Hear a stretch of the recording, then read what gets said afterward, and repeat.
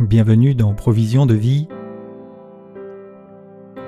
La pensée d'aujourd'hui s'intitule « C'est plus que vous ne pensez ».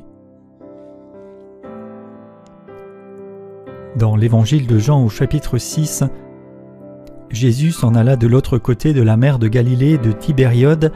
Une grande foule le suivait parce qu'elle voyait les miracles qu'il opérait sur les malades. Jésus monta sur la montagne et il s'assit avec ses disciples. Or la Pâque était proche, la fête des Juifs. Ayant levé les yeux et voyant qu'une grande foule venait à lui, Jésus dit à Philippe : « Où achèterons-nous des pains pour que ces gens aient à manger ?» Il disait cela pour l'éprouver car il savait ce qu'il allait faire. Philippe lui répondit : « Les pains qu'on aurait pour 100 deniers ne suffiraient pas pour que chacun en reçût un peu. » Un de ses disciples, André, frère de Simon-Pierre, lui dit : « Il y a ici un jeune garçon qui a 5 pains d'orge et 2 poissons, mais qu'est-ce que cela pour tant de gens ?»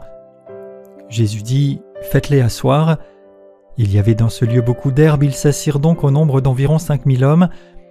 Jésus prit les pains, rendit grâce et les distribua à ceux qui étaient assis. Il leur donna de même des poissons autant qu'ils en voulurent.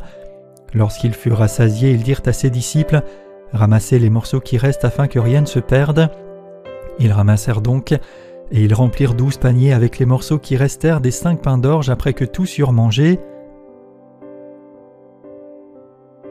Ce miracle de la multiplication des pains et des poissons est bien connu.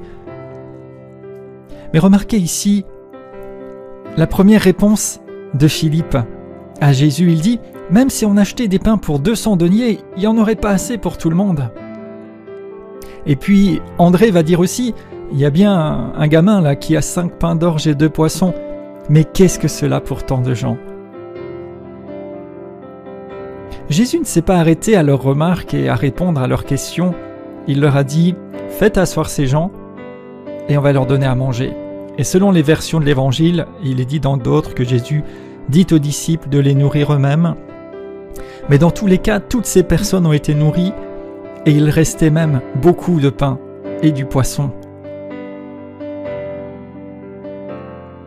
Peut-être considérez-vous ce que vous avez à votre portée, à votre disposition, comme peu de choses.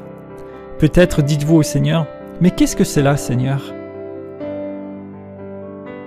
Mais réalisez aujourd'hui que cela représente bien plus que ce que vous pensez. L'énergie que vous pouvez mettre au service de Dieu, le temps que vous pouvez lui consacrer, les ressources, les talents qui peuvent soutenir son œuvre ne sont pas aussi insignifiants que vous ne le pensez. Si vous confiez à Dieu ce que vous avez, aussi peu que cela vous semble, il est capable d'en faire l'extraordinaire, comme il le fit avec ces quelques pains et poissons. Alors cessez de dire qu'est-ce que cela, mais livrez-vous à Dieu et voyez le miracle s'accomplir au nom de Jésus.